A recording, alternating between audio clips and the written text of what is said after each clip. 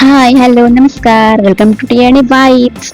तर आपण बघत होतो माझ्या बहिणीच्या लग्नाचे ब्लॉग्स किंवा बहिणीच्या लग्नाची सिरीज. तर दुसऱ्या एका लग्नासाठी मला गावी जावं लागल्यामुळे ब्लॉग्स एडिट करता आले नाहीत किंवा अपलोड करता आले नाहीत, त्याबद्दल मी सॉरी म्हणते. तर आता हा शेवटचा ब्लॉग राहिलेला होता बहिणीच्या लग्नाचा, तर तोच मी आज घेऊन आलेले आहे. लग्न फक्त दोन व्यक्तींचं नातं नाही, तर एका मुलीच्या आयुष्यातला सर्वात भावूक आणि सुंदर टप्पा असतो. या लग्नात खरं सांगायचं तर ब्लॉगसाठी काही शूट्स किंवा प्लॅन केलेले व्हिडिओ करता आले नाही, कारण नवरीची बहीण असणं म्हणजे कधी धावपळ, कधी जबाबदाऱ्या, तर कधी नकळत डोळ्यात येणारं पाणी. पण या सगळ्या गडबडीतही काही सुंदर क्षण कॅमेऱ्यात कैद झाले, आणि तेच छोटे छोटे ग्लिम्सेस आज तुमच्यासोबत शेअर करते.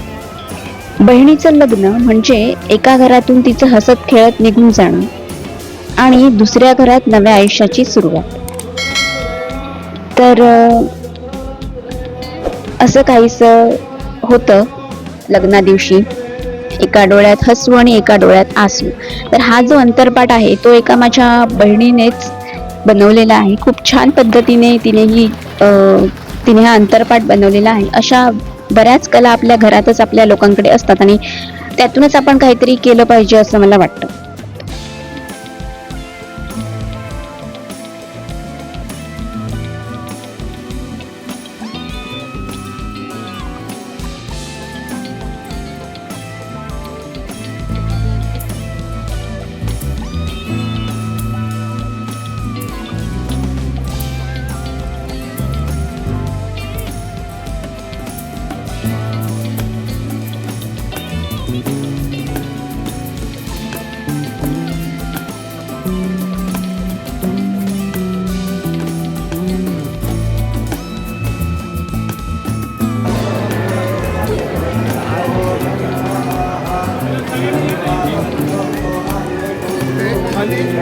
टिश्यू मिळेल.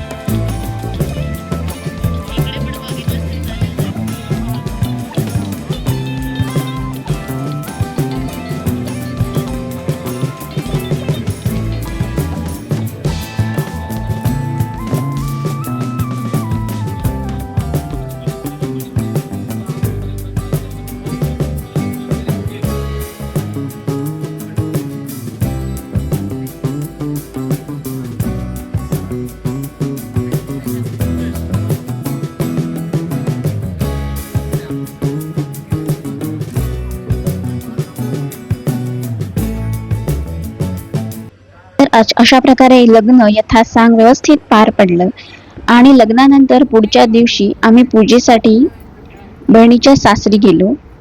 गाडी करूनच गेलो.